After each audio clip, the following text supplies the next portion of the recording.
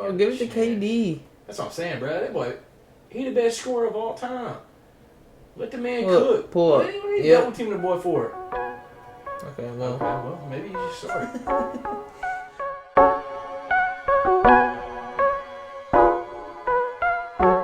What's going on, y'all? We're back. Podcast 90. Was it TJ Watt?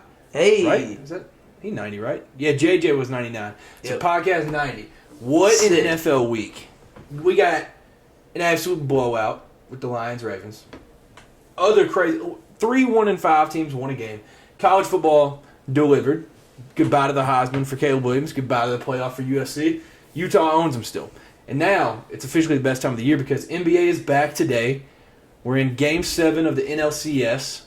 About to be the World Series. All sports are going right now. Yeah. It's awesome. What time? Even hockey, if you care about that. Not for us. If you care about that, though, all the sports are going on right now. Couldn't ask for a better time of the year. So with that being said, we'll get straight in to a little NBA talk. So the first game was Lakers at Nuggets. Nuggets handled that one, I think, on 117-109, I think was the total.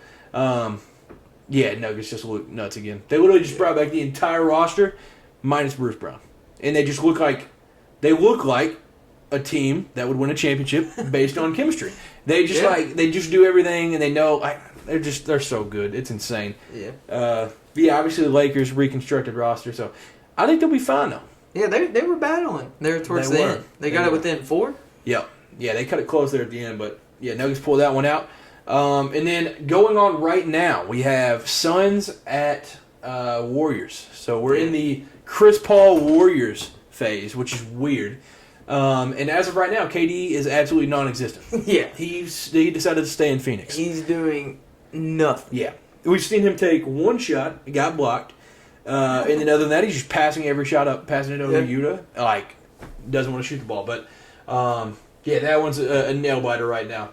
But for my team, for the Cats, Kentucky has 26 players on NBA opening day roster, the most of any college basketball program. 26 is a lot. It's kind of a flex. It is for a flex. Kentucky fans. Yeah, it's kind of a flex for recruiting because it's like, hey, want to get the league? Be a Cat. Yeah. That's kind of, but 26 is nuts. I can't lie. That's crazy. I know Cal said his goal is to get an NBA player on half of the teams. I don't think we're at half right now because there's obviously 3 on the Knicks and multiple on the Bucks right now. So I know that's his goal. We'll probably get there if it continues like this. 26 is crazy. And the Vols have 6, I think. Yeah. I don't remember all of them, but yeah. So both our programs producing. Yeah, producing big time. So the 2023-2024 city uniforms were announced. They weren't officially announced, but they showed them all yesterday. And boy, were they atrocious. Yeah, a lot of them disappointing. There was some heat. Yeah, but some of them. But then there's some teams are all right, so that's what we did last year. Let's just change the color, but release the same uniform. Yeah. That was change the stupid. font and just keep the same design. Yeah. That's basically what it was. Atlanta, for an example, what are you doing? They didn't even capitalize the letters. They just put Times New Roman, lowercase. Yeah. What even is that? 12-point font. What's the blue? Don't make sense. The Bulls, awful. Yeah, no effort in the Bulls uniform at all. That was terrible. That one, literally, they just gave that to a third grader, and they're like, all right, cook. And then that's what he came up with. But my personal favorite, the Brooklyn Nets, they did a collab with Cause. For those of y'all that don't know, it's I guess you could say designer brand, a streetwear brand. But the font and the colors and all of it, it's just beautiful. I will buy a pair of the shorts when they release them. So I will own that pair. Sick. What is your personal favorite out of them? My favorite, it's something simple, something just clean. It just looks good. Personally, the Detroit Pistons. Clean. It's just a clean, the font looks good, solid black, has the little design going down the side. I like more of the simpler, just clean, nothing crazy. Yeah, and it's a little change from, they've been very much utilizing the blue and red in the past few years, And so they kind of went away with from that. It's like an orangish red kind of.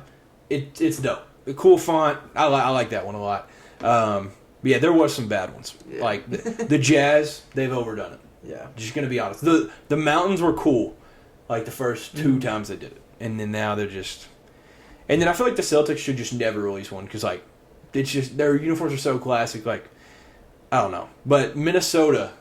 Oh yeah, that was the other one I liked. The land of 10,000 lakes. That one's beautiful. That was sick. The Thunder, great one. I'm trying to remember what else there was. The Pacers. Pacers have a slept on them. Pacers is beautiful. Yeah, that'd probably be my top 3. I think I said that earlier, but Pacers, Timberwolves, and Pistons. Yeah, those are all clean. So with that being said, we'll go ahead do our preseason on day 1 preseason finals prediction. Out of the East, I'm going with the Bucks, and the West, I'm going with the reigning champs and Nuggets. But Makes I'm taking sense. the Bucks in 7. Oh. Yeah, so Okay. I'm taking them. I'm taking the Dame effect. It's what did it say? Freak time in the finals. That's what I'm going with. Who you got? I got, coming out of the East, I got the Celtics. I think I had them as one of my predictions last year. I think they got it. I keep having faith in the Celtics to make it. And out of the West, I have the Suns. Celtics are going to make it. I don't think they get it done. I got the Suns in 6. Yeah, I think Drew Holiday might be the difference for the Celtics. Yeah. And, I mean, the Suns, it's cliche. It's what D-Book said. It's what a few of the other guys said. How are you going to guard them? There's really just too much offensive power on that team. And then getting Nurkic for Ayton, obviously, I mean, W. Yeah, it's W, but, like, I don't know. I feel like Ayton, his, like, upside is definitely higher, but, like, Nurkic's, like, floor is higher. Yeah. So, like, it's kind of like you're getting what you get, and, like, ain't nothing crazy, but, like, it's going to work. Nurkic. Nurkic is sick. Nurkic rocks. All-time dude. But, yeah, so I like that. I like those 4 picks. And, like, the Lakers have some pretty good odds. Who are we missing? Heat will probably just go far. As long as Spo is the coach, they'll go far. But, I'm excited the NBA is back. Definitely. So NFL, we'll start with Thursday Night Football last week. Jaguars at Saints. They continue to give us just crap in these primetime slots. But game ended up being really good. Jaguars got out of there 31-24. Jags went up 24-9. The Saints did not they battled back. They just showed dog. And, what are the Jaguars now? 4-3? I think they might be 4-2. I don't know. They beat the Bills. Yeah, that's crazy. That's impressive. They did lose to the Texans, so that was a bad loss. Yeah. But no, the Jaguars are legit. Like, that's a good team. But sad part, Foster Moreau, that game-winning touchdown that he just dropped, or game-tying touchdown, that was depressing. Bad look. Yeah. I felt so bad for the guy. I can't lie, dude. You know his heart dropped right then. I felt so bad for like his family. Man, you gotta feel bad for him there. Yeah. Like it hit it. It couldn't have been a better throw either. I think that was like 3rd down and then 4th down. It was just kind of, nothing's gonna work there. But I definitely felt bad for the guy. One thing though, Trevor Lawrence. I think he tweeted this a couple days after the game. He tweeted out, "Y'all keep your opinions, and we'll keep finding ways to win." #analysts. Nice. Trevor Lawrence talks crap. That's crazy. I never thought I'd see the day where Trevor Lawrence goes out of his way to call somebody all up. People. Yeah, no, it's like, I mean, he's like outspoken Christian. He don't say a word. He kind of minds his own. We're getting demon time Trevor right now. It's awesome. He's just that might be scary. Yeah, scary hours in Jacksonville. But yeah, now Duval's hot. They're a fun team to watch.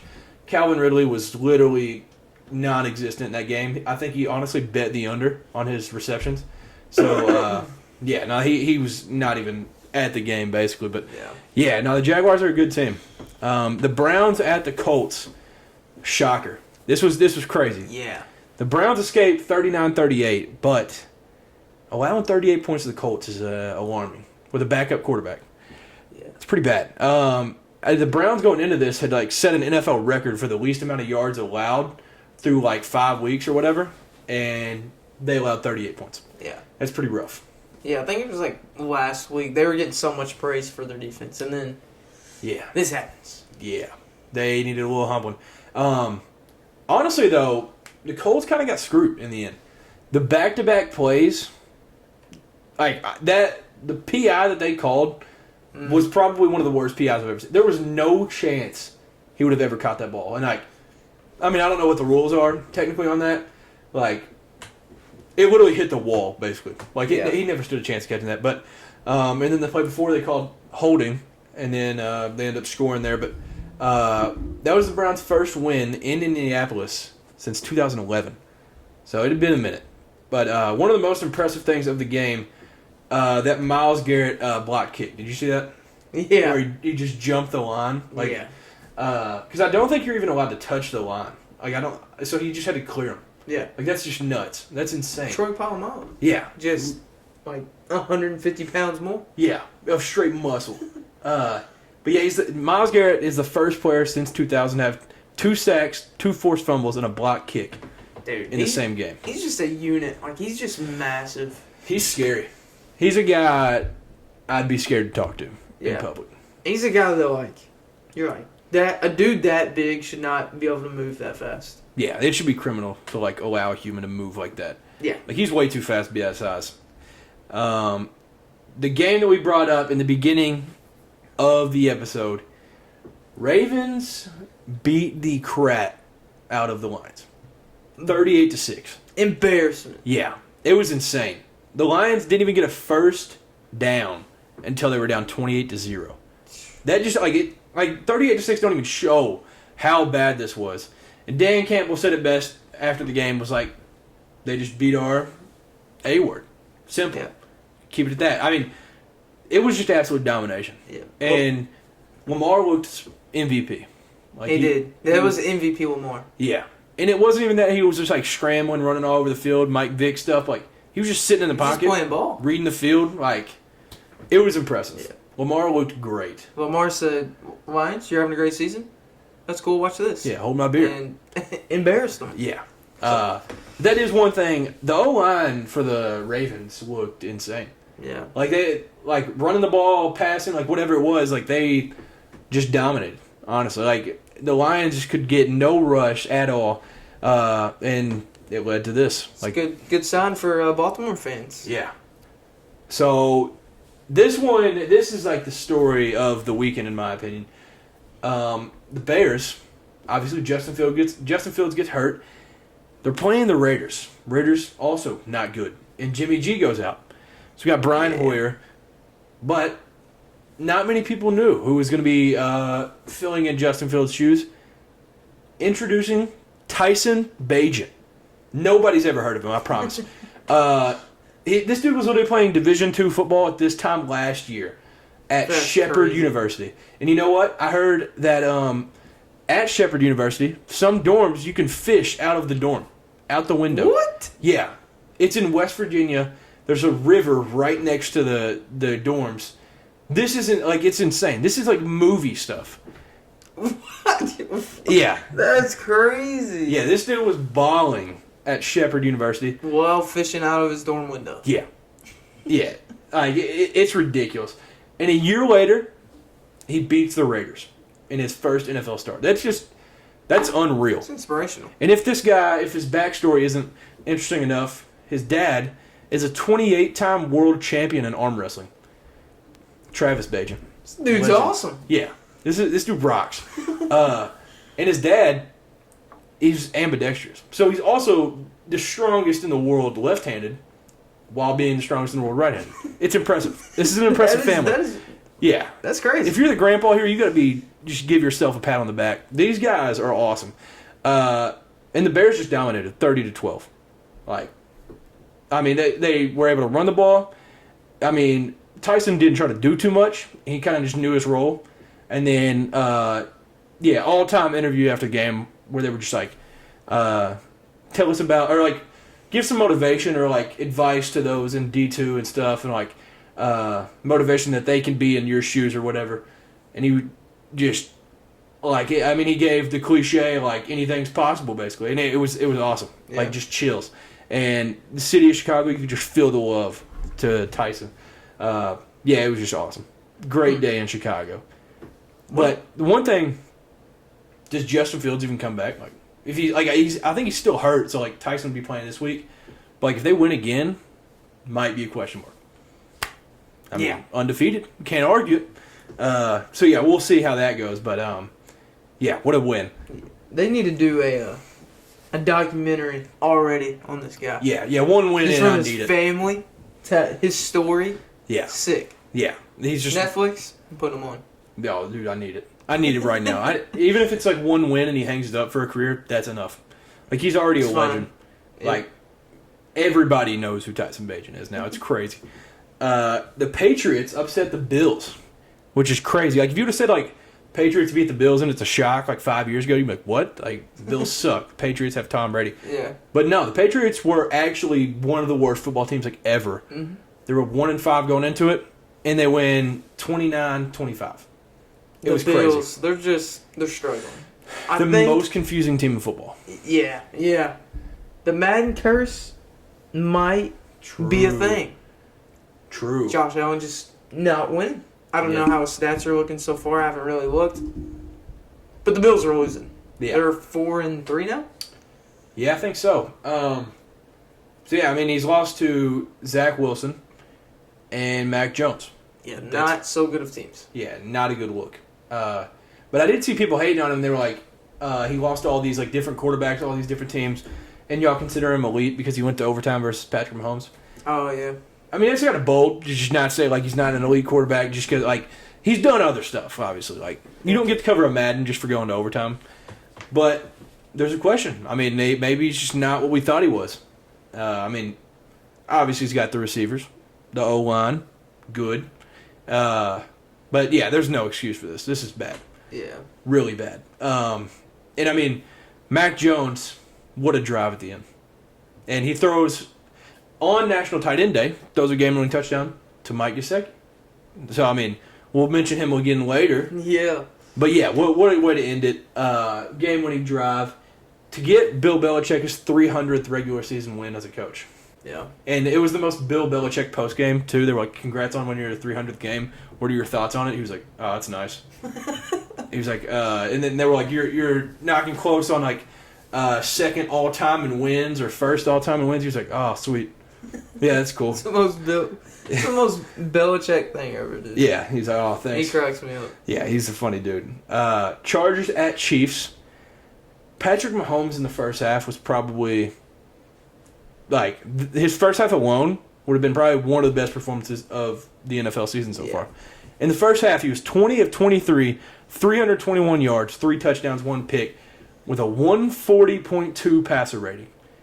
Like, it was ridiculous. Like, he was like, and the most insane thing was like 140 something of that was to Travis Kelce. And I mean, like, he was throwing to everybody, but like, I don't know what the Chargers are thinking.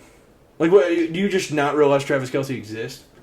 Yeah. They were just leaving him open. Yeah. Like, with his shorty in the crowd on National Tight End Day. Recipe for disaster.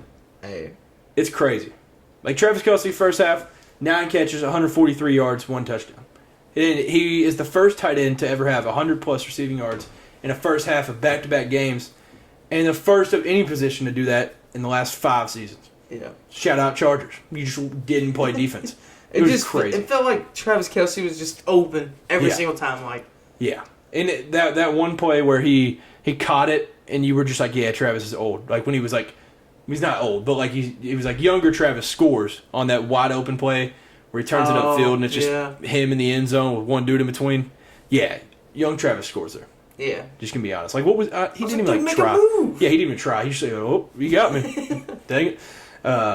But sad day, and I think it was either the third or fourth quarter. Patrick Mahomes and Travis Kelce had a streak that ended. Patrick Mahomes had completed 29 straight passes to Travis. That is ridiculous. That's crazy. That is insane chemistry. Like, that's just... I don't even know what the record was before that, but that is crazy. Like, I wish that could have just kept going just to see how ridiculous it could have got. Yeah. But yeah, and one thing that's kind of made a lot of social media outlets after this season, Travis Kelce without Taylor Swift in attendance, 46.5 yards per game. Travis Kelce with Taylor Swift in attendance, 99 yards per game. And that was before this game where he had 179 yards. The Swift power. Yeah. Like, ain't no Swifty curse. It's like a Swifty boost at this point. Swifty boost. Yeah, no, it's crazy. Yeah. He went off on National Tight End Day. Yeah. Like, as the Chargers, it's National Tight End Day. You know they're going to get him the ball as much as possible. Just have a huge game. Yeah, if you're going to guard anybody, probably guard the tight end. That's also the best tight end in the NFL. Like, maybe just, I would think about it. I mean, if it was me, I would consider guarding Travis Kelce. Yeah, just a thought. I don't know if Brandon Staley's ever heard of him, but now you have. Maybe the next time you play him, guard up. Simple. At least the first half. Just give him the first half. Yeah. Let him get 30, 40 yards in the second. Like, all right, first half, don't dig yourself a hole and let that dude get 140 on you. It's just that simple. Yeah. But for Sunday Night Football, we had Dolphins at Eagles. This was like a battle to see who's legit. And we could tell. There's a chance we have a fraud alert in the NFL. But before we get to that, the Kelly Greens. I don't remember your exact thoughts on the Kelly Greens. Yay or nay? What side are you on? I'm more of a nay. Nay? On the Kelly Greens, yeah. Now, I did see a lot of Hulu has live sports jerseys, like comments. It's kind of goofy. It does kind of look like that. I'm a big yay on the Kelly Greens. I like them. I like the helmet.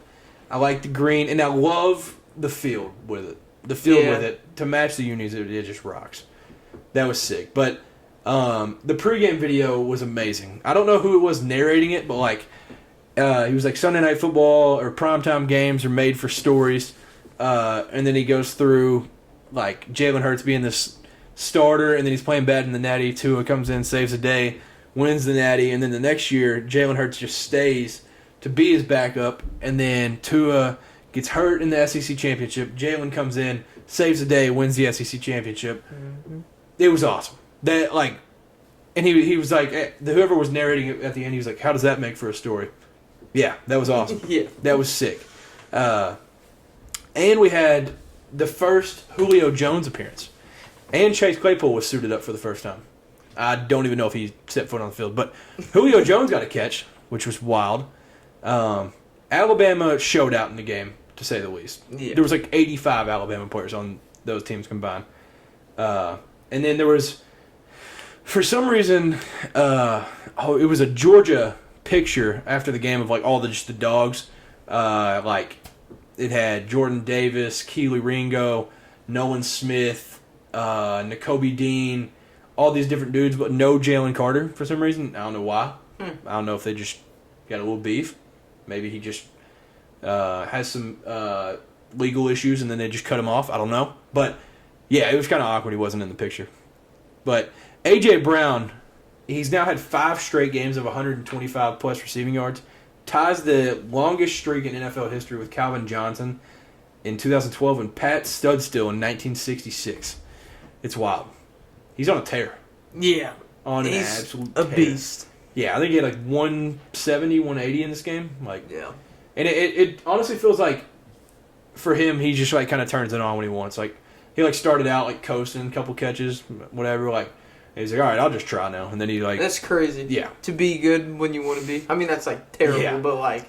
Yeah, to be that good, it's like, all right, I guess I'll start trying now. Yeah, he's like, oh, yeah, we are kind of close right now. I'll just start trying, I guess. But yeah, speaking of the frauds, do you believe that the Dolphins are frauds? You think they're on fraud watch? They had a hot start. But now you're up 2 games. I don't know if they're frauds yet. Who do they... You know who they play next week? Let's see. I do not know who they play. I feel like this is definitely something I know. Oh, it's Patriots. Okay. At Miami. They gotta crush them. Yeah. Call them frauds next week if they lose to Mac Jones. Yeah. Yeah. I mean, because if you look at their losses, it's the Bills and the Eagles. Yeah. The only 2 legit teams they played. And they kind of got just manhandled in both of them. Yeah. Like, they only scored 10 offensive points against the Eagles. That's pretty bad. and then got beat by 28 to the Bills. And the Bills kind of showing they're not really all that either. Yeah, they don't show Super Bowl contender Bills that like we thought they were. Yeah. And their wins, they beat the Chargers by 2, the Patriots by a touchdown. Yes, they beat the Broncos by 50, but like that's just nuts. Like I don't even know what to talk about that. But Yeah. Giants 31-16, not a great game. Panthers, they were down 14-0 in that one. I mean, they won 42-21, so it's hard to take it away. But like, I mean, I don't know. Like they might be frauds. It's possible. Yeah. I think we'll really find out how they play against the Patriots. A not so good team. Yeah, bad team at home. I'm not saying you got to 70-20 them. You got to win easily though. I think it was Patriots and then Chiefs. I think. Oh, so that one, yeah. We'll see. Yeah, that one might get ugly. Yeah, that one you got to like at least show up. Like you got to at least like put some points on the board or something. Yeah. Because that one could get bad. And it does. I think it will help. Xavier Howard's out right now, and Jalen Ramsey's out right now. Getting those two back is obviously going to be a huge help, huge advantage. But yeah, I don't know. The Dolphins are just like very, very good and very, very bad at the same time. It's weird. But yeah, we'll definitely be able to tell here in a couple weeks after a couple more games to have for sample size. But yeah, right now doesn't look good. They've lost to all the good teams they've played.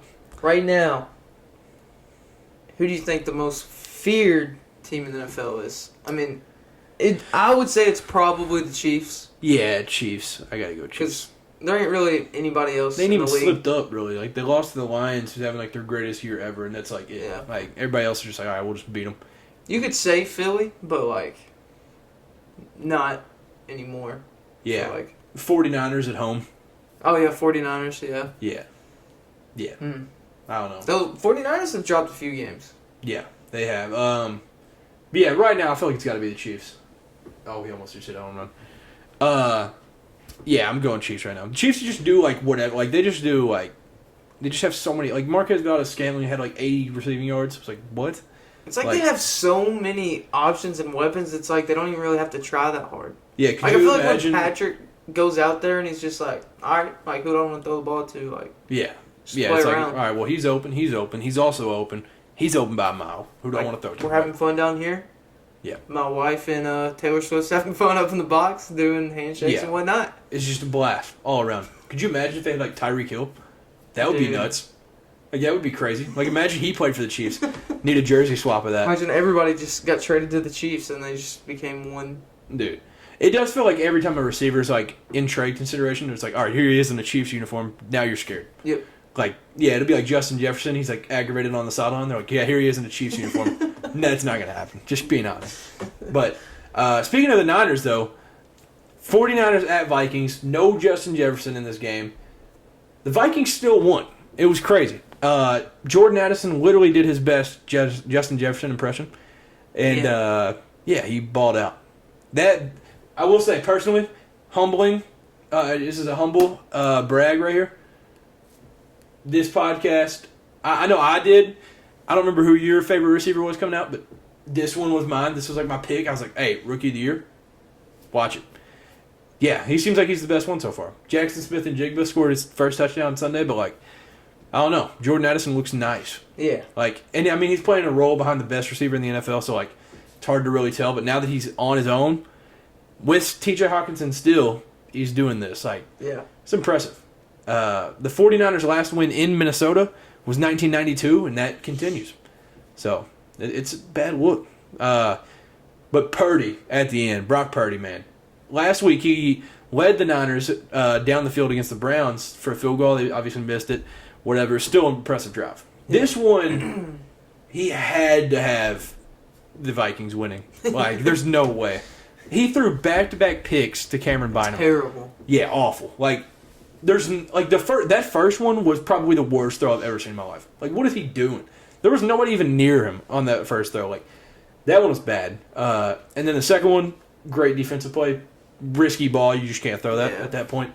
But no, at any point in the game, I still thought the Niners were going to win. I was like, yeah, they'll still figure it out. Like, they're just going to score real quick. Like, they have time. But no, it was crazy. And obviously the talk of the NFL like the last 4 or 5 years. Primetime Kirk can't get it done. He got it done. He got it done. 35 Kirk Cousins is that guy. for 45. 378 yards, 2 touchdowns, 1 pick. And you got Justin Jefferson on the field putting the SportsCenter top 10 chain around him after the game. So you got Chain Kirk rocking out. But this podcast loves Kirk Cousins. yeah, we're all for it. Breaking news. The Diamondbacks advanced to the World Series. What was it, 4-2? Yeah, 4-2. Diamondbacks, Rangers, World Series. They win at the bank. That's impressive. That's an impressive win. Yep. Yeah, that's a weird World Series. That's crazy. My predictions. I think, did I have the Phillies advancing? I think I did. Dang, I don't even remember. Diamondbacks advance. Yeah, that's wild. The last time they went to the World Series was I don't even know when. Yeah, like never. That's crazy, though. Yeah, I don't even know. Shout out the D-backs. Yeah, shout out D-backs. We'll get a little MLB talk towards the end of this pod. But yeah, back to this. Jordan Addison, 7 catches, 123 yards, 2 touchdowns. That second touchdown was probably the most impressive touchdown of the year. I was like, oh, that's for sure a pick. And then he just took it from him. Like, he turned into the DB. It was crazy. Yeah, I was like, oh my God. Yeah.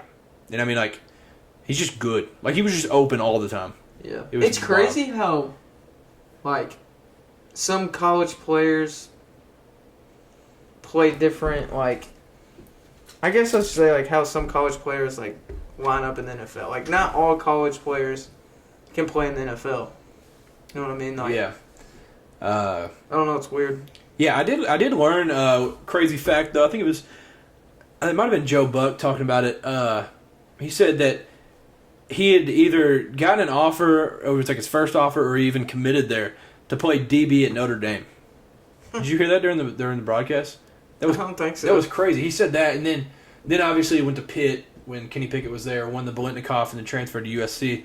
But yeah, what a journey! Like he's wanted to play DB, and then he's like, nah, I'm gonna be a receiver, and then I'm just gonna get drafted in the first round of the NFL draft and go off. Nice. Yeah, simple.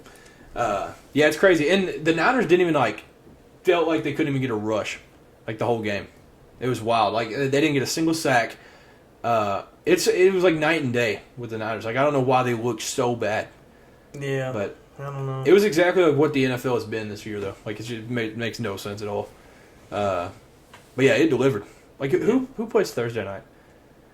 I don't know. Cowboys play Sunday, 1:00. Who y'all got? Rams. Yeah. Yeah. Let's see who this Thursday is. I will say though, with the 49ers losing and the Eagles losing, that gives the Cowboys hope in the NFC. That's huge. That's true. A W. And the Commanders actually looked good at the beginning of the season. Now they don't. Yeah, I'm not worried about the Giants or Commanders, but yeah, they don't exist. Yeah. It's Buccaneers Bills.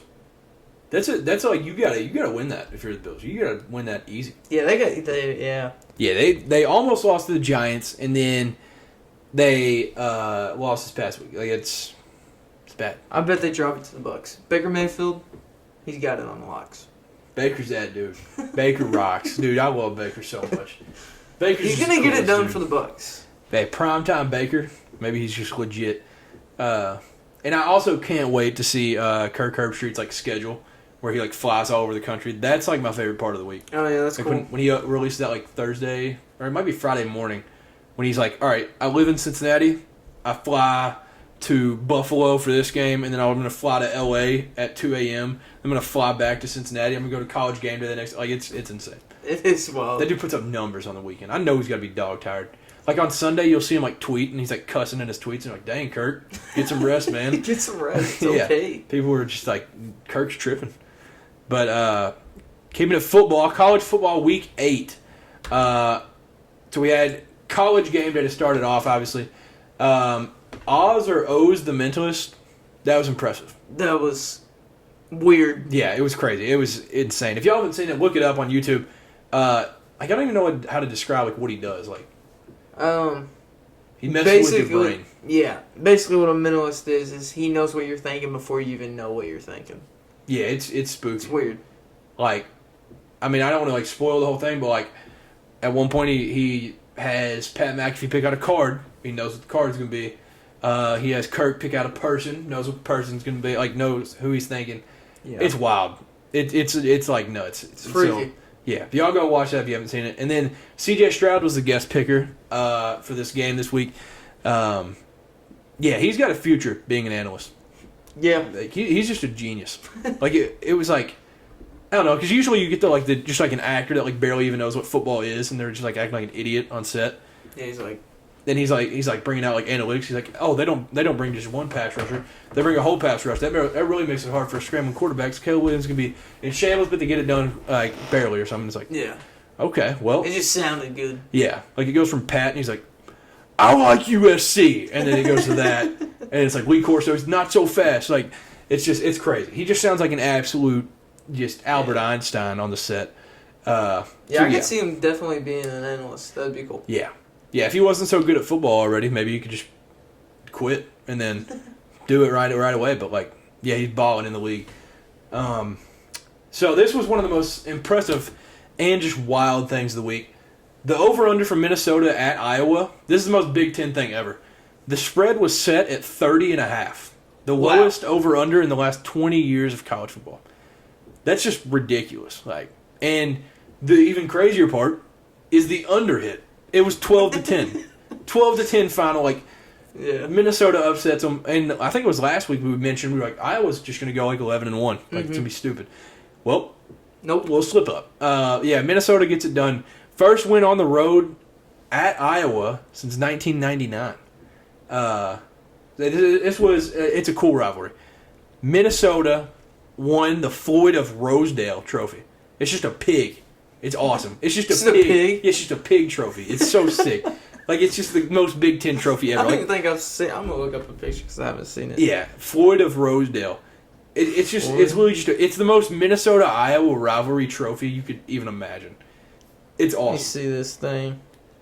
Yeah, when they go after the game and just go pick it up. Wow, it is. Yeah, it's just a pig. It's awesome. Imagine you win a football game, you just hold up a pig. Yeah, they booked it over to that pig and lifted it high. It was awesome. Established 1935, Iowa versus Minnesota. Yeah. Floyd of Rosedale. Yeah. Why pig? I don't know. There's got to be some history about that. Yeah. Yeah, I don't really know the meaning behind it. It's crazy. Cool trophy, though, I got to say.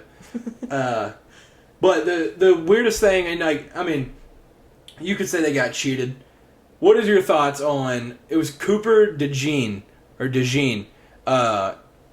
game-winning punt return that gets called back. Did you see this? Ooh, yeah. Well, what's your thought? I've seen people on both sides. Like, yes, he kind of waves his arms a little bit, but like I feel like part of it was like just like instinct, like not even thinking, and like I don't know, like it was an insane punt return. Like props to him. Like the fact that he returned it is nuts. Yeah, but crazy return. Yeah, I really didn't even see him call because he like has his arm like this. Like he wasn't like holding it up or anything. It was just Like I never saw him like wave it. Like it wasn't like obvious. If anything, he probably like thought about it, like instinct, like you said. He was probably like, "Oh, wait, no, I don't want to call a fair catch." Yeah, and it looks like he's just gonna let it go, or whatever. And then he just goes and picks it up because he's like, "Oh, it's bouncing back here." Like, yeah, that's crazy. But yeah, no, I feel bad for him. I really do. And then his reaction, seeing that sucked. Can't lie. Yeah. Like he was like, "There's no way." But yeah, I feel like there's enough of that punt return. Like that was such a good punt return. They'd be like, "Yeah, we don't need to call that." Like, yeah, that was crazy. So that would have won it for him, obviously. But yeah, it was wild. Like, and like the over under for the what's the Iowa quarterback Deacon Hill? His over under on passing yards was 99.5. It's insane. That's bad. That's terrible. But yeah, Minnesota, Floyd of Rosedale Trophy winners on the road, first time since '99. Shout out Minnesota. Shout out PJ Fleck. Getting it done up there. As a 24-point underdog, Virginia, the Cavaliers upset number 10 North Carolina on the road. Good for Virginia. Yeah, shout out Virginia. That's like their second win of the year. Yeah, it is. Yeah. I just after everything that's going on, like last year, the campus shooting or whatever, it's good to see them win. That is true. Because they started off bad, right after that happened. Like they were struggling. It's nice to see them win. Yeah. They've had some heartbreaking losses, too. Like, they lost that very close game with NC State on some boof stuff. They literally lost that game because their quarterback took his helmet off to celebrate. That kind of sucks. It just feels like it's piled on them, and then against all odds, they get it done. Yeah, Yeah, it's crazy. And it felt like North Carolina before this game was like kind of sneaking around. They were like, all these teams are getting like playoff talk, and they're just sitting there behind. They're like, oh, we'll just keep winning. Yeah. We'll just keep winning, dominating, whatever. Yeah, they just screwed that up. Yeah. Yeah, you can throw that out the window. Yeah, Deuces playoff. But yeah, no, they looked good before that. And then, yeah, I mean, it was bad. They had their first 6-0 start since '97, and then just out the window to a 1-5 Virginia team. That's bad. That sucks for UNC. Yeah, absolutely stunned. I will say, though, that ref cam, did you see the ref cam of the final pick? The dude picked it like 2 inches from the ref. It was sick. It was awesome. I didn't see that. It was like, I think he has like a GoPro on his hat, and he just turned to the left. The dude was like diving. I did know they started doing that, though. Yeah. Yeah, like the GoPro and the ref. Yeah. That's cool. So, yeah, for Virginia, first top 10 road win ever in school history. That's insane. That's crazy. Huge. So, Bo Nix, obviously, he's played a couple games in college. He started his 54th game in college. Yeah. Setting an NCAA record for a QB. I think the overall record's like 58, so he'll beat that. Like, it's crazy. And I'm sure y'all saw the stat of Justin Herbert starts his 55th NFL game this Sunday when he just started his 54th college game, and they played each other. That's so wild. That's crazy. Yeah, this is a record that'll never be touched. Like, this is crazy. Like, global pandemics, those don't just happen every year. So, yeah, it's wild what he's doing right now. But Oregon's uniforms in this game, top tier. Mm-hmm. Those throwbacks are like, those are probably a top 5 uniform of all time college football for me. Yeah. Those are absolutely beautiful. And I mean, they just, like Bucky Irving, like he looks even faster than these somehow. Like it's crazy. But yeah, they beat Washington State 38-24. Impressive game. They kind of needed it. And Bucky Irving had a hat trick, so he had 3 tutties. Yeah. In this one. So shout out Bucky. Washington, after being the talk of the town last week, avoids a scary upset against Arizona State at home. This is crazy. I thought there was a chance it would be close, but I thought there was no way it would be close if it was low scoring. Yeah. I bet the over of this game because I was like, Kenny Dillingham, he's just going to score. Yeah. And then Washington, obviously they have like best passing offense in the country. 15-7 final. It was crazy. Like Washington, I truly believe like Washington did everything in their power to lose this game. Yeah. It was bad. They wanted to lose this game. Yeah.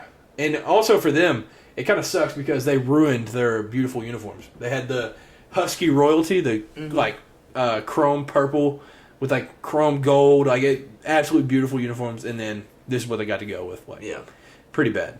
That's how I felt with Tennessee when we debuted our orange helmets with the white tee against South Carolina 2 years ago. Yeah. Or not this year, but the last year. I was like, we can never wear those again. Yeah.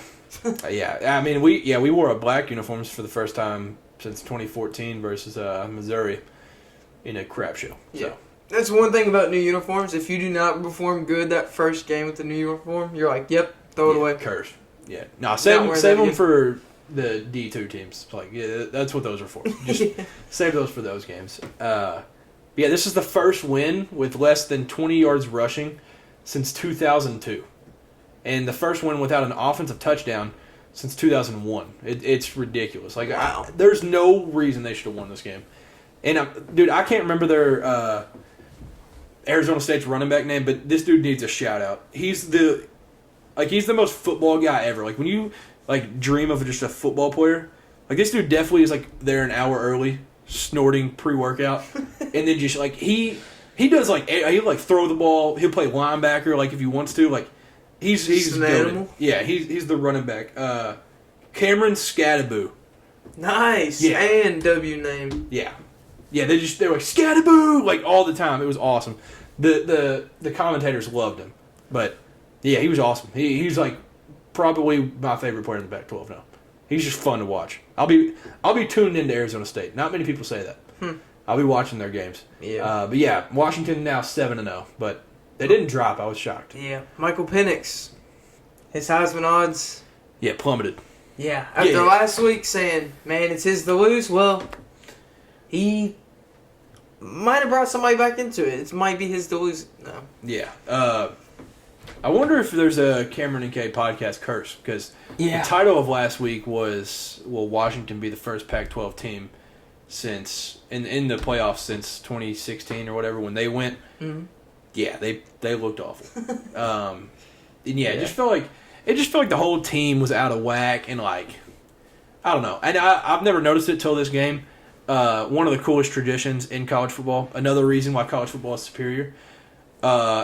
They play Purple Rain going into the fourth quarter and turn all the lights off except purple. It's one of the coolest things I've ever seen. It was awesome. And it was like raining in a game where you're barely beating Arizona State, and they were still turned. It was awesome. Sounds like they bleed purple there. Yeah.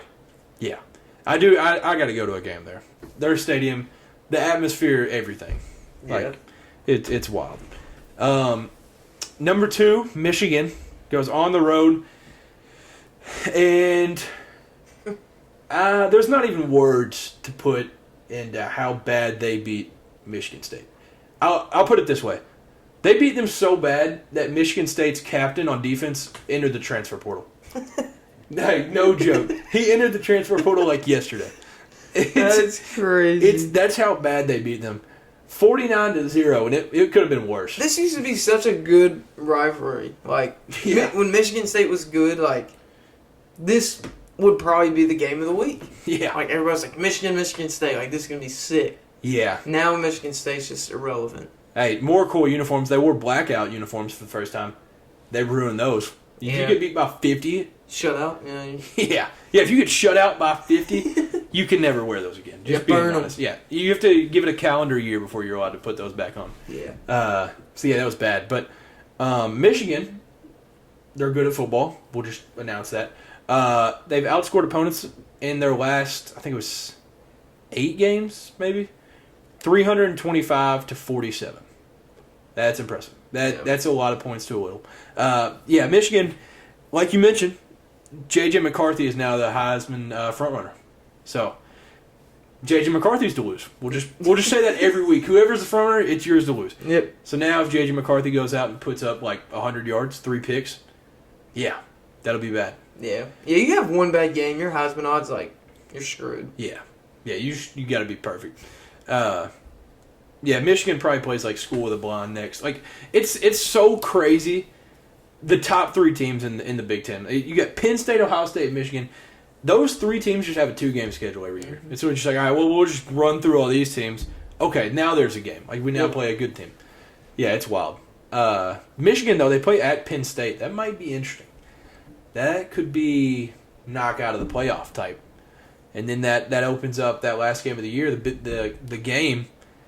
That's a question. I don't know. I mean, like, I think Ohio State has, like, for some reason, like a 65% chance to make the playoff now that they beat Penn State, which is crazy. Yeah, that's wild. Yeah, it's nuts. And I mean, Michigan will probably just beat them again because it's at home and they're just better. But, like, I don't know. You can't put anything past the rivalry. But, yeah, like you said, this used to be such a good rivalry, and now Michigan just won the Paul Bunyan Trophy, 49-0. That's just sad. I feel like, honestly, there's like 87 trophies with just random Big Ten matchups, too. Yeah. Like, I feel like if you just look up, like, the coolest rivalries and, like, coolest trophies, there will be, like, 35 Big Ten teams. And it's like, it'd be like Rutgers, Nebraska, and it's like, what do they even have to play? Like, there's no way there's a trophy for that. They'll figure out something, though. It's crazy. So this is one thing. There's a big game this week. BYU at Texas. But there's a question mark now. Quinn Ewers gets hurt with a grade 2 AC joint sprain. And Arch Manning, obviously a big name. He didn't even go in the game after he got hurt. Malik Murphy. This is the guy that we can say this. Cameron and Kay podcast found him first. He was the freshman, and remember we watched the spring game, and he looked like a Heisman winner. Yeah. Yeah, so it's Malik Murphy time, and I'm all in for it. It's time. I did see, I don't remember who it was. I saw somebody on TikTok talking about it. Do you think if Malik Murphy's like balling and they're just winning games and like they look good, do you think Quinn Ewers should just sit out? Like, he's going to go to the NFL after this year? Like, I mean, maybe that... For his sake, yeah. Yeah, I think if Malik Murphy's balling, then, like, why not? Yeah. Might as well.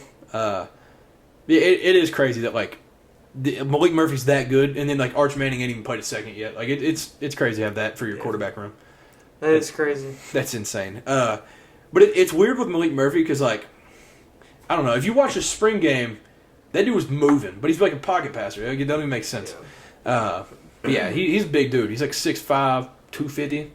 So that's a grown man. Yeah, and he's a freshman. Like it's wild. Yeah, hopefully Arch Manning not getting any playing time doesn't hurt him. Experience-wise, I think honestly it's gonna be more of like just a red shirt thing, like get to know the playbook, and then like by the time he starts, he's gonna be like, all right, well, he's second in Heisman odds. That's probably what it's gonna be like starting the season. But I'm locked in on Malik Murphy, Tom. I'm here for it. I'm Texas. Like Texas is probably just gonna kill BYU, and we're like, all right, well, we now have a Heisman candidate. Yeah, it's gonna be crazy. I hope Malik Murphy balls out. We're all in for him. Definitely cheering on the guy. So some of the key games now. The third Saturday in October. It was number 17 Tennessee at number 11 Bama. I took Bama, you took Tennessee, and the Tide got it done. Man. 34-20. But if you didn't watch the game, the scoreboard does not show what happened. Yeah. So give us a little spill of what happened in the first half. Man. This is one of the best weekends in college football. And Tennessee disappointed in the second half, to say the least. Yeah. First half, we go into halftime. It's 20-7. I'm like, we're up 20-7 against Bama. Like, we're about to beat Bama with like 2, 3, maybe 4 touchdowns. I was like, this is crazy. And back-to-back years, too. Yeah, and back-to-back years. That hasn't been done since like... Jesus was a small child. Yeah. We always use that reference. But yeah. The way we played in the first half, I was like, there's no way we lose this game. The second half, we just came out flat. Like, completely different team in the second half. Yeah, like that one thing, that Squirrel White touchdown is one of the most impressive catches I've seen this year. Like, that was nuts. Yeah. That was crazy. A little toe drag. But yeah, when y'all went up 13-0, I was like, this is the Tennessee people were talking about in the offseason. Yeah. And I was like, man, y'all's offense was clicking. I just... Nick Saban and Bama just made adjustments, and we just kept hurting ourselves, though. Like, field position-wise, like, we couldn't get across the 50, like, forever. Yeah. And then when they scored, they came out, they got the ball first the second half, and when they threw that deep touchdown, I was like, man, this is not good. Yeah, that was the point where I was like, all right, Alabama probably just win this. I guess that's Alabama. But yeah, when they came out that first drive, and then it was like a 55-yard bomb to Isaiah Bond, it was like, all right, well, Nick Saban saw a couple things, and he is the GOAT. He just couldn't do nothing in the second half, and it was honestly play calling again. Like, play calling was terrible in the second half. Yeah. I still did love seeing the option Joe Milton. Every time that happens, it's just like, all right, yeah. But it's almost like, I feel like we're like a high school team. Like, we run the same, like, 6 plays. Yeah, that is true. It's a very, like, I don't know, simple offense. Like, there's not a whole lot of, like, because last year, like, y'all were running a play every half second. Yeah. And, like, it was different every time, different variations, like, everything. And, like, y'all would just figure out how to get the playmakers open. And it feels like this year it's like, all right, squirrel, run and go. If that's not open, check down. That's what it feels like to Legit. me. We have... these are our plays that I can just name off the top of my head. It's all the plays we run. We have the option now. Yep.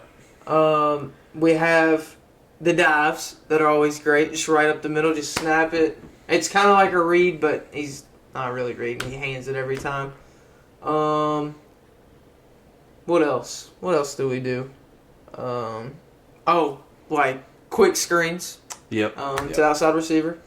And then every once in a while, we'll throw like a corner or a go to Squirrel White. And that's it. That's all we got. Those 4 plays. That's it. Yeah. Yeah, there's not a whole lot going on. And I don't know, like, I don't know if it was like before this game, maybe it was like I don't know what like the mindset of the fan base was, but I don't know if it was like before this, it's like, oh, let's just not open the playbook yet. But like, this was the game of any to open it, because definitely just needed points in the second half and could not get it done.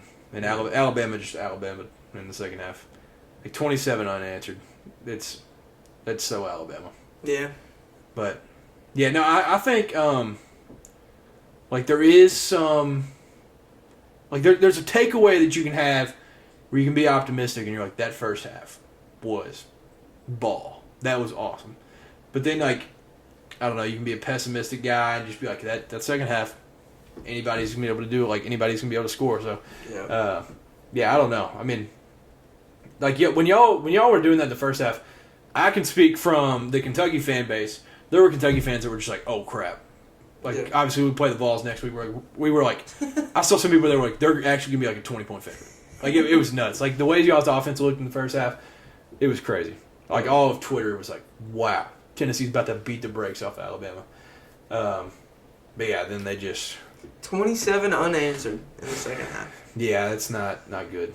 But no, yeah, that first half, I mean, it just felt like y'all's whole team had the swag. Like Josh Heupel just grinning ear to ear. Yeah. And then Squirrel White touchdowns, everything. But yeah, I don't know.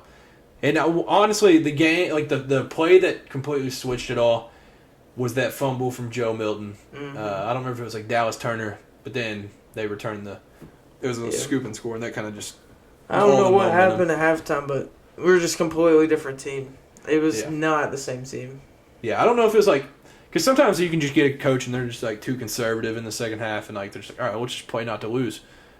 But maybe I don't know. You just gotta like step on their throat and keep going. Like I don't know. It's just kind of the thought that I have, but yeah, if you do want to be optimistic, you just leave that first half like, hey, we scored 20 on Alabama on the road. Not a lot of teams can say that. But yeah, I think y'all will be fine. Like y'all got the playmakers. Like it still stinks like having Brew out because Brew just fits his name. Like he's just an absolute tank. A brute. Yeah, he's like he just like if you just throw a screen to him, it's like watch out if you're a DB. Like get out of the way because he's just gonna run you over. So like it hurts to lose him, but like y'all got talent and y'all got the 7th best rushing offense in the country. So like y'all are chilling with that. But yeah, what's your thoughts now? Would you do kind of this checkup after every game? Like, thoughts on Joe Milton? Well, there's a reason we're 7th in the country for rushing because Joe Milton can't hit his throw still. It's so like for a couple drives you're like, wow, Joe Milton, heck yeah. And then there's other times it's like, dude, you got to make that throw. Yeah. Yeah, there's just those times. Like, and it's a lot like how aggravated our fan base is with, like, Devin Leary. It's like, how do you miss that, bro? Yeah. You've been in college this long, and you were still missing that throw. Like, yeah, there's just some, like, miscues, and it's like, man. But Joe, he's just so, like, I feel like he's indecisive. Like, he thinks too much. And I was texting you during the game. He also, I'm really hating on our own quarterback or my own quarterback right now, but I still like Joe. Not as much as, Hendon Hooker. I miss that guy, man. Hey, so Hendo much. Cinco is one of a kind, man. Yeah. We had it too good. But, like, he worries so much, I feel like, about how he looks and, like, what he says on the field. I was texting you about it through the game. Like, it was like, he, like, scrambled and, like, hit a dude. Joe Milton, I will say, he will lower his shoulder. Like, he doesn't run out of bounds. Like, he don't shy away. He's just huge, and he knows he's huge. But, like, he was just, like, you could tell he was just talking a mess and, like, just always, like, getting into it. But yeah, I do remember you saying, like, you were like, dude, just shut up and ball. I know. I'm like, can we just win the game? Like, shut up, run back, let's run a play. Like, yeah, there was one thing about Hendo. He'd just do whatever, and he'd, like, run the play, and he'd be like, all right, back. All right. Yep. And then he'd be ready to run the play. Yeah. Yeah, that is one thing that's aggravating. And that's like what I mentioned last week when I was ranting on the Cats. I was like, dude, just shut up. Like, you're not Alabama. That is just kind of we're kind of having the same problems. Yeah. Yeah, our teams are, like, literally just going through the same issue. It's like, wow, that half looked good, that half looked awful. Yeah. And that's just like, yeah, our teams are in a very similar state right now. And they play each other this week. So, like, it's just going to be so weird. It's just going to be, like, whatever, like, version of your team shows up. It's like, all right, well, our team can score, like, 40 or score 3 and just get ran off the field. Like, I don't know. But, yeah, it's going to be interesting. We'll talk about that game in a little bit. But, yeah, our teams are very similar at the moment. The Hugh Freeze Bowl, number 13 Ole Miss at Auburn. And I actually took Auburn. I thought they'd get it done. You took Ole Miss. We both thought it'd be close, though. We thought playing in the Plains, we've talked about it before, it's a dangerous place. But there's ghosts, there's demons. They exist there. It's a tough place to play. But the Rebels get it done 28-21. And Jackson Dart played, I mean, statistically it's not going to say it, and the scoreboard doesn't say it. Jackson Dart played one of his best games I've ever seen him play in college. It was just like when plays were needed, like when a play would break down on like 3rd and 15, he'd run for it. Like he had like, I don't even know how many yards rushing. Like he just balled out at every level. It was impressive. He did everything that they needed.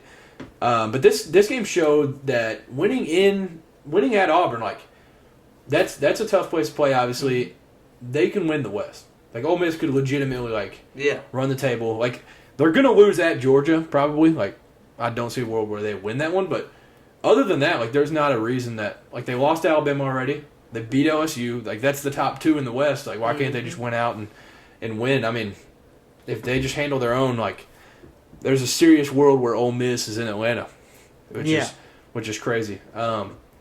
Auburn's defense, I will say, they're so close to being just elite. Like Hugh Freeze has got that defense like on lockdown, and it's literally just like a fired up, old fashioned 2000s SEC West defense. Like if they could just limit the huge plays, like Ole Miss, like every time, like I said, Jackson Dart just delivered.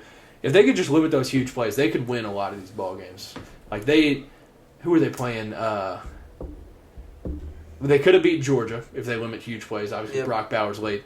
And then this game they can win. Like these home games, they legit have a chance in any home game right now, which is crazy in year one of Hugh Freeze. But it's just so weird that like they still run the 2 quarterback thing. And I used to think it was like cool growing up. Like if you have 2 quarterbacks, you have no quarterback. Like I just don't. Like you're gonna have to pick one. Like obviously Peyton Thorne can throw the ball better than Robbie Ashford, but like I don't know. It's easy to game plan because like when Robbie goes in, you're like, all right, he might throw it, but like he's probably gonna run it. Like it's so simple. But I think they just got to pick one and go with it. Stick with it, yeah. Yeah, they got to recruit somebody. But it's so weird that like Auburn's game, because it's been a while since it's been like that, is like a running quarterback. Mm-hmm. Like it's just been pocket for years now. But yeah, I don't know. Auburn can be legit. I think they're 3-4 overall now, but that could be a scary team. Yeah. Number 16 Duke went to number 4 Florida State.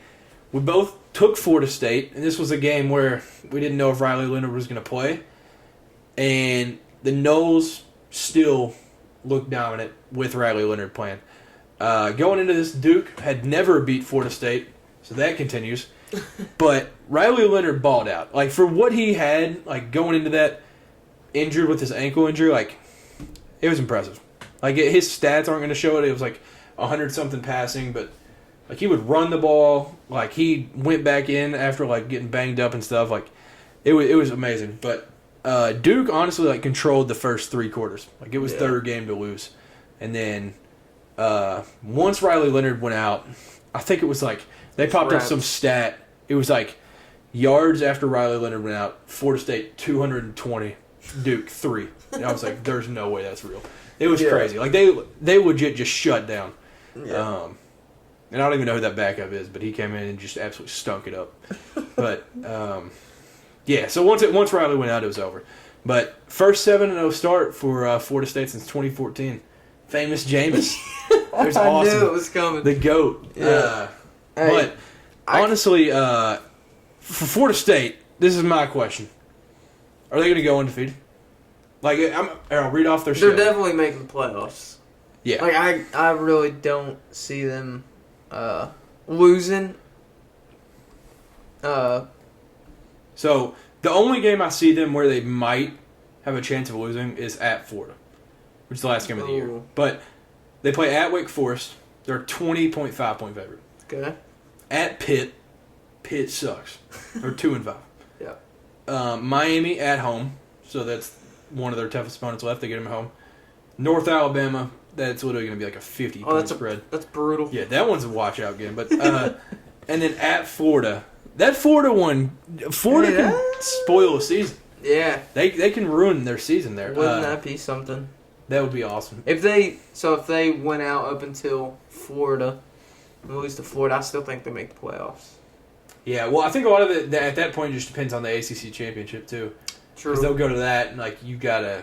I feel like you gotta like single-handedly just win that game easy. Yeah.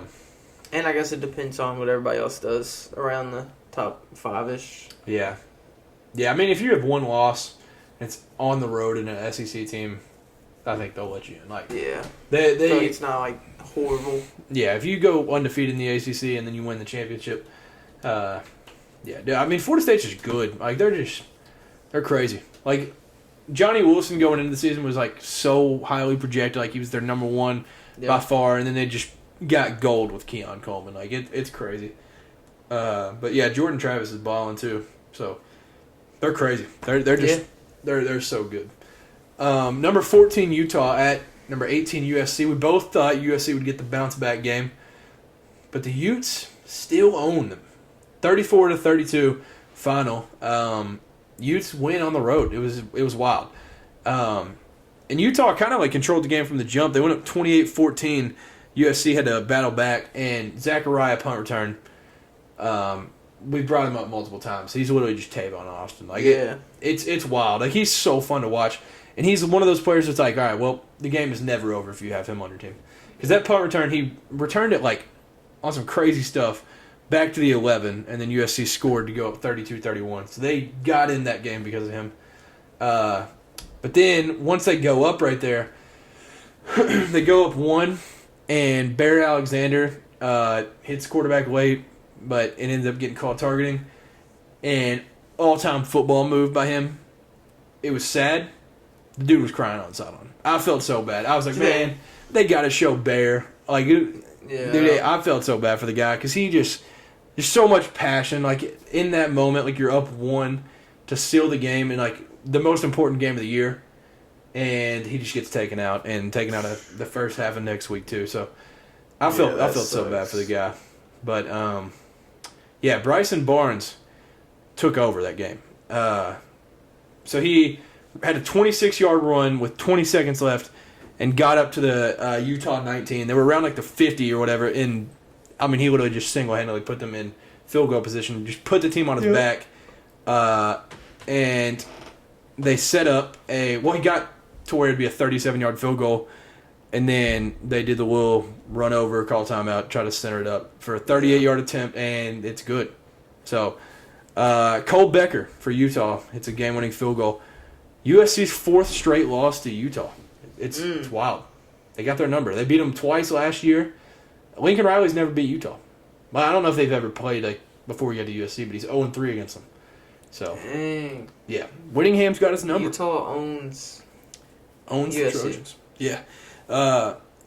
This was a crazy stat. Caleb Williams had gone 21 straight games with a passing touchdown, and this game ended the streak. So leave it up to Utah. Not looking good for Caleb Williams. Yeah, Utah is Caleb Williams and Lincoln Riley's fault. Ever since he got dunked on, he hasn't done the same. Yeah. So, Bryson Barnes, former walk-on. He's just a dude you want to root for. Former walk-on, and now he was on the biggest stage in college football. 14 for 22, 235 passing yards, 3 touchdowns, 1 pick, 57 rushing yards, and a touchdown. Like, he balled out. Total. It was wild. And Coach Whittingham said after the game, sad breaking news, Cam Rising is out for the season. Which I think it's crazy because there was talk about him playing against Florida week 1. And now he's announced out for the year. Man, I love that dude. I love Cam Rising so much. He's been so fun to watch in college. And I'm pretty sure this is his last year. So, I mean, he might be able to find himself as like a backup on a roster somewhere. But, like, maybe. Man, I'll miss that dude in college. Like, he was... What a career for him. Yeah. Like, the memories of him in the Rose Bowl versus Ohio State where he's absolutely balling, and then he gets his concussion, and then he comes back last year, balls out, has an amazing year, wins the Pac-12 championship. Like, what a career. What a career to hang your hat on there. So shout out Cam Rising. But, yeah, hopefully he gets healed up and gets an NFL chance in the future. But do you think, like, Caleb Williams should continue to play this season? because Emmanuel Acho did have a good point. He was like, the risk of him playing is far greater than like, I mean, he's going to go number one, like obviously, and his Heisman chances are gone. They're not going to the playoff. Like I don't know, and he's not going to play in the bowl game. Like it's one of those tough situations. Yeah, he's not going to play in the bowl game. Yeah, I don't know. I mean, I hate that the dude just like quits, kind of like. Yeah. I hate that, but like then again, it's kind of selfish. But then like you got to think about your future too. Yeah, it's a tough spot. Like, I guess it depends on how close he is with USC and his teammates. I guess. Yeah, that is true. It's just you got to think if you're like, nah, I'll play, I'll risk it, and then you get hurt next week, tear your ACL, and then there goes millions off one injury. So, yeah, it's definitely a tough decision for him. Yeah. But, yeah, I think, honestly, knowing Caleb Williams, like, he might just not play, honestly. Like, I'm not saying he's, like, selfish, but, like, his attitude towards stuff, like, he literally said he wants part ownership in the team that drafts him. That just seems like he's just not going to play at this point. Yeah. To me, but I don't know. Who knows? On to college game day. Number 7 Penn State. Number 3 Ohio State. Biggest matchup probably ever for this game. Biggest matchup for James Franklin. He doesn't beat good teams. Doesn't beat Ohio State. And I mean, this was a defensive battle all across the board. We both thought Penn State on the road would get it done. The Buckeyes get it done by a touchdown, 20-12. James Franklin, shocking, continues to not win big games. But yeah, no, Ohio State's offense like struggled early, like that defense shocked them, like we predicted last week. But yeah, I mean when you have Maserati Marv, as Gus Johnson called him, when you have that guy, you're probably going to figure out an offense. Like they ended up figuring that out. But this was the momentum thing of the game, like. When I was watching this, Kyle McCord fumbled in the backfield, scoop and score with 9:20 left in the second quarter. I was like, dude, Penn State's actually winning this ball game. Like, this is crazy. And it gets called back, and I was like, okay, Ohio State won. Like, that was just kind of the momentum. 10-6 at half, and then Ohio State just kind of pulled away. And to get to 12, that was, like, obviously the last second touchdown. But, yeah, Maserati Marv is a sick nickname. Yeah. I like that name. Like, that's tough. It goes on the Names Hall of Fame. Yeah. Nickname legend. But, yeah, he balled out. Like, he continued to prove why he will be the first receiver taken and that he's good at football. So, shocker. But that was another the coolest cleats in college football. The LeBron 4s, I think they were.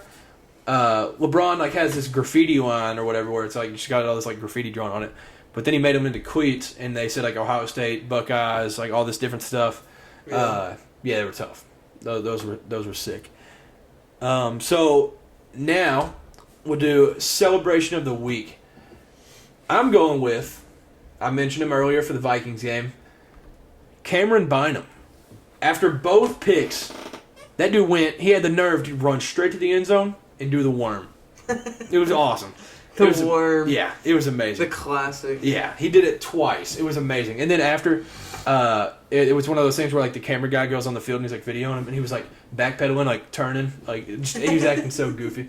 And then also the team, when they got the first fumble recovery, they did a human limbo. So that was sick. They lifted whoever that was up. Yeah, that's always a classic. I love seeing that. Just seeing grown men do a limbo with like one dude held up in the air. It's the funniest thing. What do you got for your celebration? I got Mike Gesicki still hitting the gritty about 25 years later. Yeah. A little bit late, buddy. The ugliest, most cringe gritty ever. Yeah. But it's funny. It's rough. But I think he just fully accepts that, like, he's like, I can't do it good, so I'm just going to do it like this. Yeah. It's like his, basically. Yeah, it's like his version of the gritty. But, I mean, after a game-winning touchdown on tight end day, huge flex. Yeah. Had to hit the grossest gritty ever. The Gesicki gritty. It was awesome. If he hits the gritty, like, anytime, just puts a smile on a guy's face. Yeah. And now, Week 9 college football. I can't believe it's Week 9 already. Me neither, dude. It's flying. It is. Go check out the TikTok. Time flies, man. Sad. It is sad. To start this week off, the world's largest outdoor cocktail party. Awesome. Yeah. Awesome game. In Jacksonville, number 1 Georgia versus Florida. Florida hasn't beat them since 2020 when Kyle Trask was there, balling for him, Kyle Pitts, all them boys. But, yeah, I think Georgia's going to get this done. Georgia's just the better overall team. Yeah. I'm taking Georgia 34-27. It's very hard to pick against Georgia. They're just dominant. I got Georgia actually kind of big in this one. Georgia's kind of played some close games this year, but I think, this is a game they can prove, they're not a slip up. Yeah. So I got Georgia. Frauds. Yeah, I got Georgia 41-20. Yeah, that would be huge. Without Brock Bowers, man, they do need to prove outside of him what they are as a whole. Obviously, bye week last week, so this game will be an interesting one. Number 20, Duke, at number 18, Louisville. Yeah, these teams are ranked in football. It's crazy when they're playing each other. I'm actually going Duke on the road. I think Riley Leonard gets a little healthy this week, and I'm hoping he's back. So this is with a Riley Leonard Duke. If it's whoever that backup was, Louisville by 90. But this is with Riley Leonard Duke. Duke on the road, 31-24 by a touchdown. I got the Cards and Brom, 28-20. Speaking of the Cards, though, Jack Plummer, all-time NIL deal. It was the plumbing company. Yeah, that makes sense. Yeah, NIL company. Like, it's like Jalen Hyatt with Hyatt Hotels. Like, there's just things that need to be done. Sense, yeah. Yeah, they just make sense. All right, so this game, number 21, Tennessee, travels to Lexington and plays Kentucky. Let's go. We will both be in attendance for this game. I'm hyped. And we're both picking our teams. This, I don't know how it is for you. This is the optimistic, Cameron. So this is the optimistic. We actually play good. We put a game together. Win by a touchdown, 31-24. Yeah. So you got the Vols. What you got for the score? I got the Vols. More kind of a low-scoring game, 24-13. Just with how both teams have been, good one half, good in the other, or bad in the other, whatever. So I got the Vols 24-13. Hopefully we can get in there to Lexington. Have y'all seen your Rocky Top before the game's over? I hope not, man. Take care of business and then get out. Hey, you gonna hear the John Michael Montgomery video, and then you go hear Waka Flocka. Oh, here we go. Now 7 o'clock kickoff though. Kroger Field gonna be jumping. I hope. Yeah. I hope. I mean, I think I said it last week. Like, part of the fan base has like shifted to basketball because of how disappointing football has been recently. But that's a game the fan base got to show out. Yeah. And I think I speak for both of us and the entire fan base. I haven't heard one person deny it. The beer barrel needs to be brought back. Yes. Now that alcohol is like legal at the stadiums, like yeah, bring the beer barrel back. You just need a trophy. Like, it's sick. Yeah. For sure. Yeah, I'm tired of just seeing like the last pictures of it with Peyton Manning. That needs to be now. We need to bring that back. I will say, I'm a little nervous about Ray Davis. Even though our rush defense is fairly good for once. But yeah, Ray Davis kind of scares me. Yeah, I will say though, like, Ray Davis hasn't got the touches that he was getting versus Florida. So like, we've definitely seen a drift in like the offense. Like, and Stoops said this week, I don't remember. There's something to the effect of like, basically we're going to try to throw the ball. It was like we don't want to like. I mean, Alabama did. Yeah. Like he basically said something like, yeah, we can run it 20, 30 times a game, but if we want to take our team to the next level and take another step in the program, you've got to be more versatile and be able to throw the ball. And so that was like, I mean, it was kind of a shocking thing because Stoops has always been ground and pound, chew clock, like he's a Big Ten that probably guy. made your heart happy. Yeah, no, I was excited. I was points, all right, and I was like a squirrel from the Up movie. But like, yeah, that got me hyped.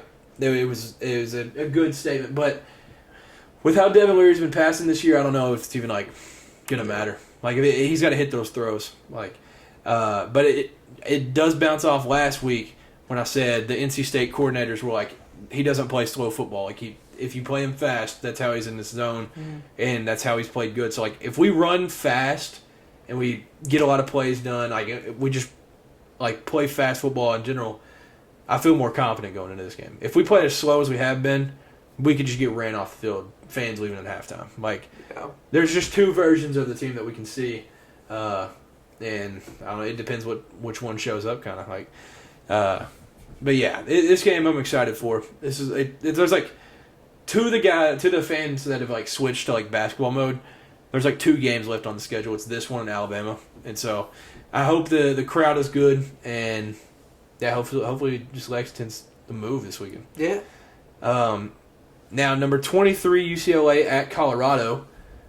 Colorado, obviously, not what they were at the beginning of the season. Yeah. But, I mean, I don't know if it is because Stanford won. But I would say Colorado probably gets a little turn for a night game. Like, I'd say the crowd probably gets up. The players probably get up. I'm going UCLA, though, in a close one. 27-24 on the road. Chip Kelly and them boys get it done. Okay. I'm actually going to take Colorado in this one. Prime time, gonna get it done. I think he's gonna shock UCLA. Honestly, it'd be a shocking win. But I mean, just what Colorado looked like in the first couple weeks of the season, if they just play like that, yeah.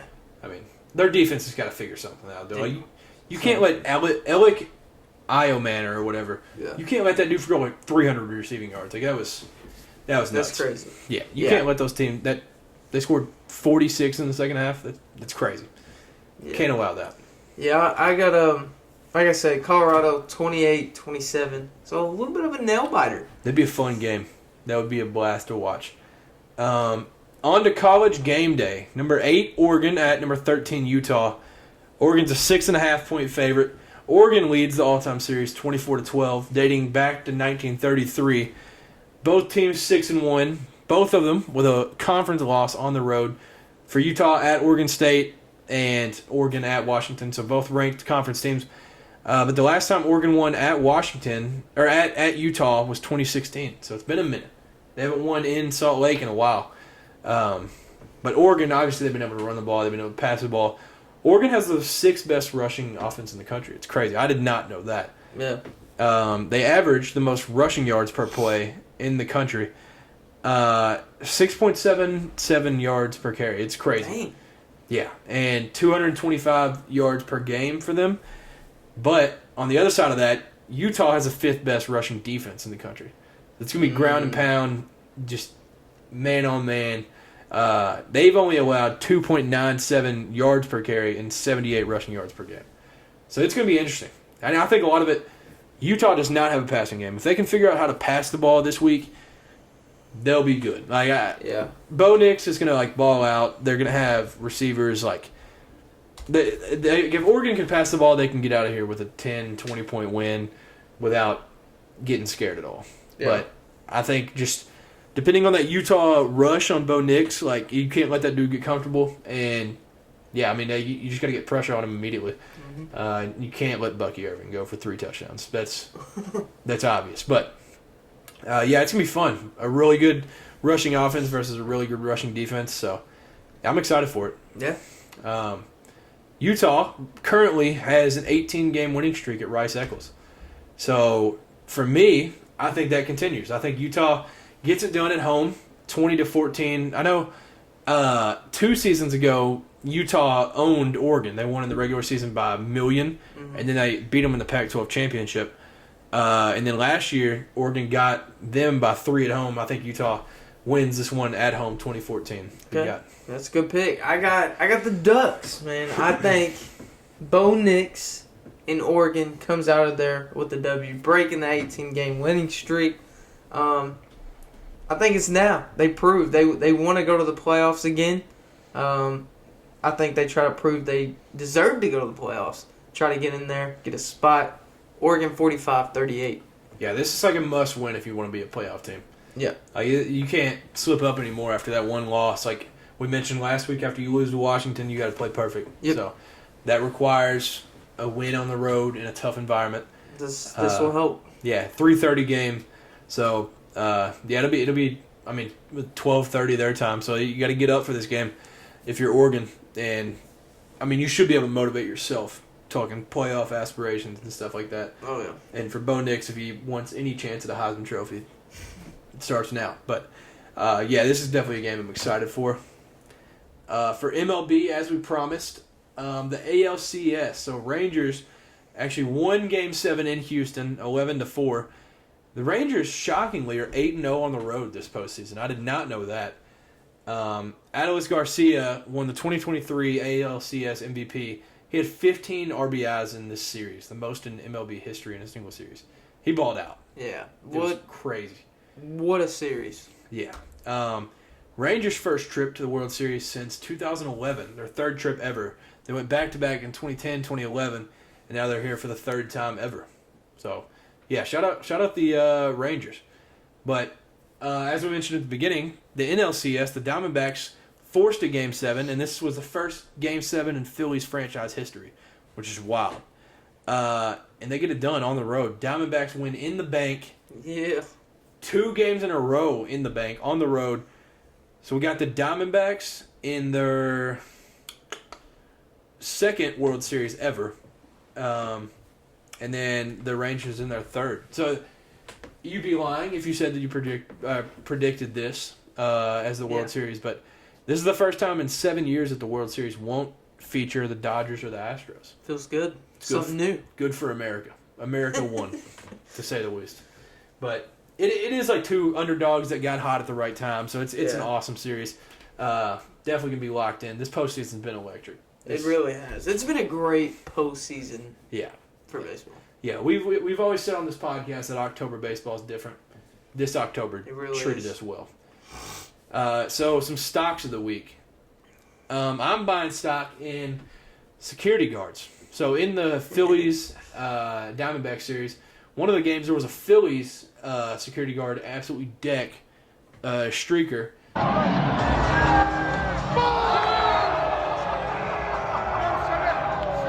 And then after the Alabama-Tennessee game this past week, an Alabama security guard probably should get signed to an NFL contract with the way that he decked this guy on the field.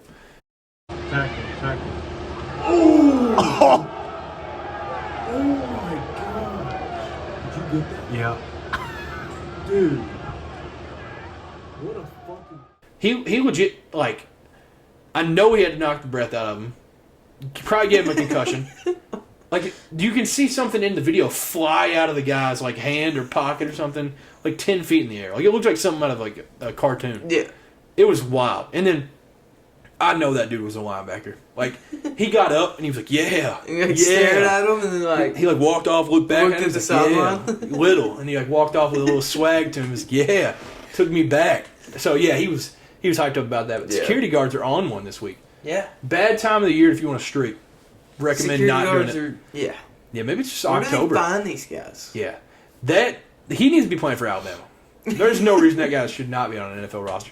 The form, immaculate, and yeah, that's like dudes get flagged for that type of hit in college football. It was crazy. It was awesome. But what are you buying stock in?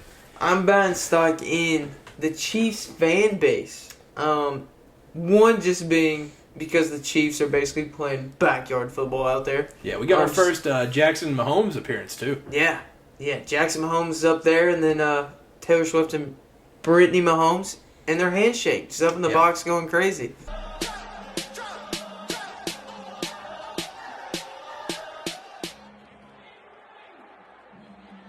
Yeah, going nuts. Handshake of the year, like to be a Chiefs fan, it's probably a blast. Not gonna lie. Yeah, I did hear. It was Big Cat on Pardon My Take. He had tried to make a scenario where it would be bad to be a Chiefs fan. He was like, you got to think, like, Patrick Mahomes is gone at some point, and there's not another one of him. He's like, all right, stop. That's crazy. Stop. It's got to be awesome. Yeah. It's got to be just amazing. You literally play football games at a stadium named Arrowhead. Yeah. That's amazing. Like, it's so fitting. And then your team just rocks. You have, like, the coolest head coach ever. You got a dude that just wins games by 45 and then wants a cheeseburger. Like, that's so awesome. Andy Reid's just all-time and showing out in commercials now. Yeah. Can't forget that. Yeah. Just all-around guy.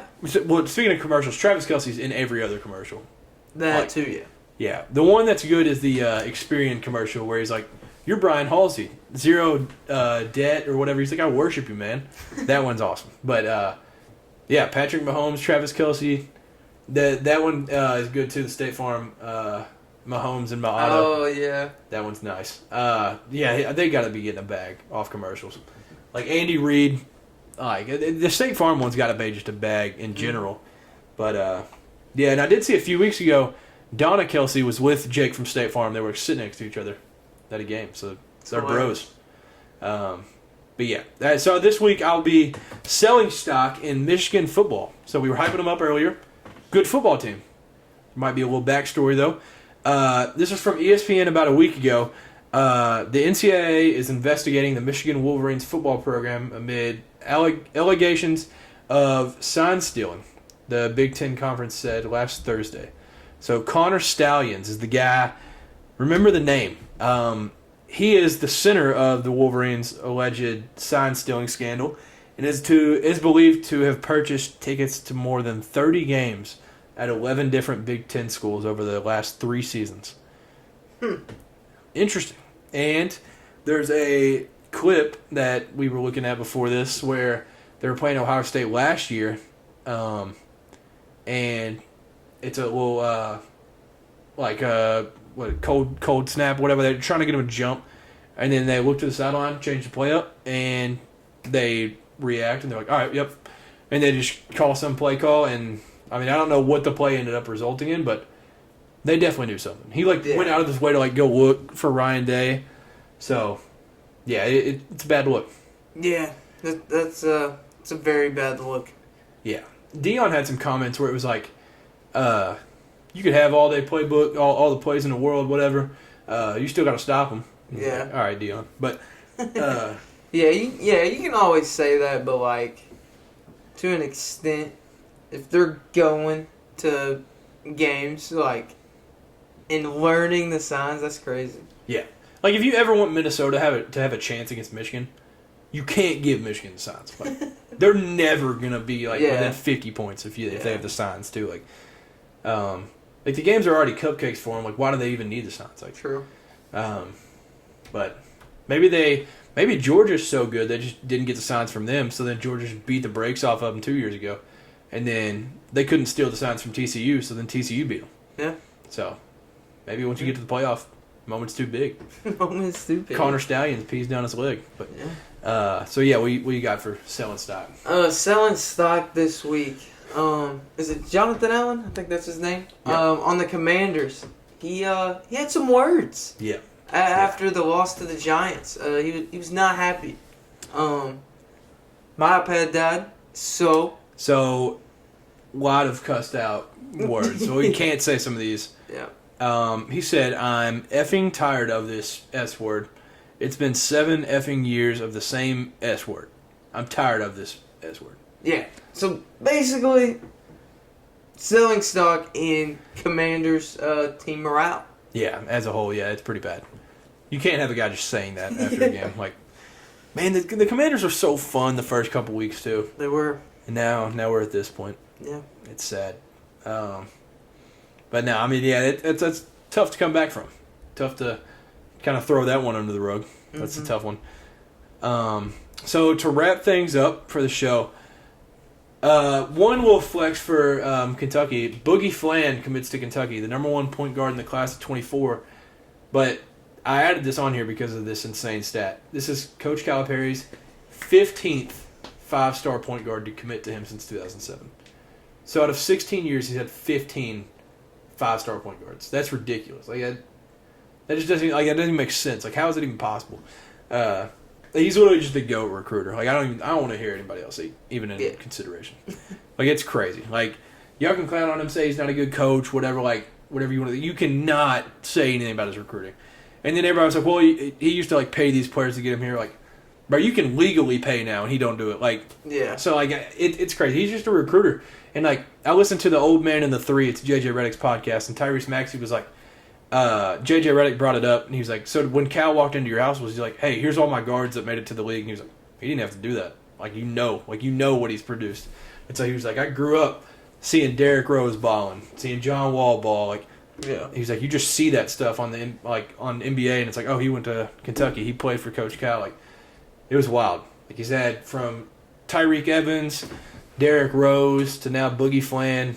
It's been wild. Like, he's like legit just a guard guru. Like, he just puts guards in the league. And then another kind of Kentucky connection.